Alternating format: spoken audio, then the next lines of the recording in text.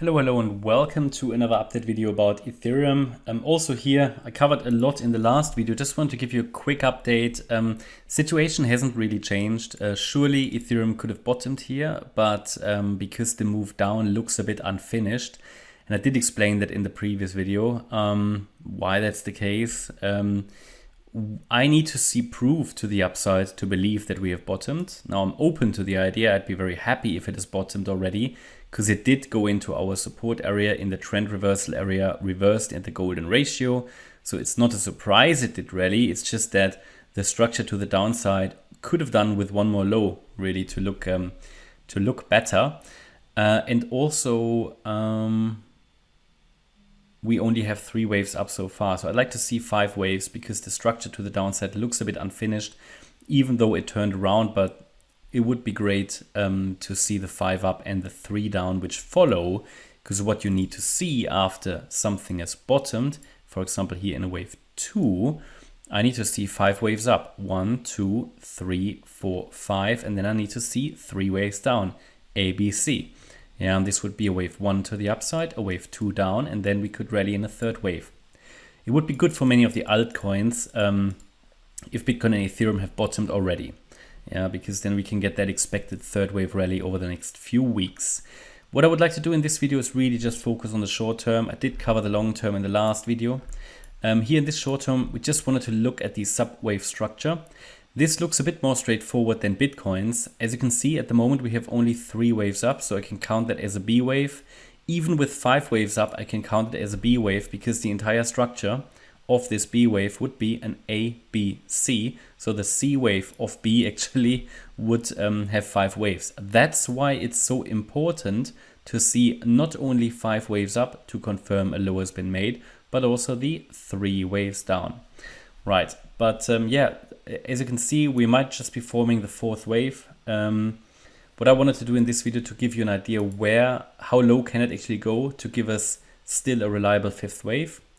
Now, if I measure it from here, from the wave 2 low, then we can see that we reacted now to the 38.2 fib level. Now, if I'm adding the retracements that are common for a 4th wave, well, a 3rd wave retracements, which are the wave 4 targets, you can see these are sitting between 1769.50 and basically 1800, and we reacted now to the golden ratio, not the golden ratio, but the 38.2 fib level.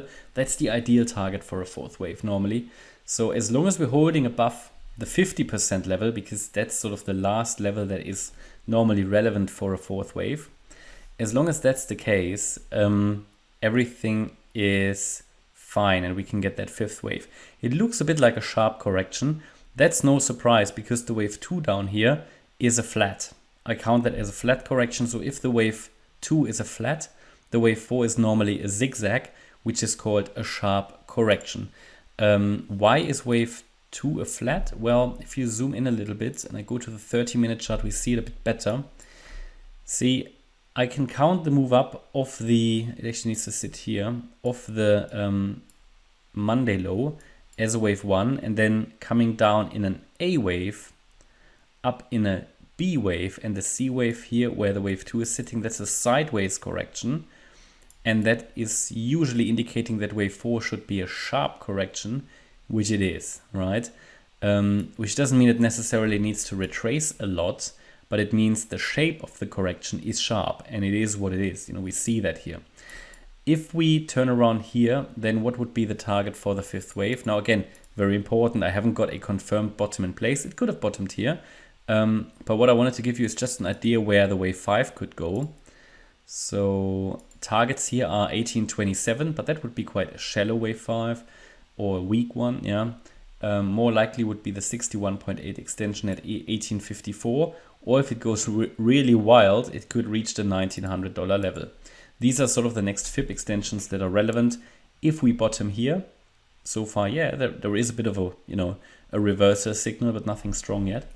Then, but yeah, then we could reach these levels. And when we have the 5 waves up, then we can be looking forward to a possible 3-wave structure to the downside. And if that happens, then this could be another entry point, and it would indicate that we have bottomed already, right? So that's sort of really only the short term here.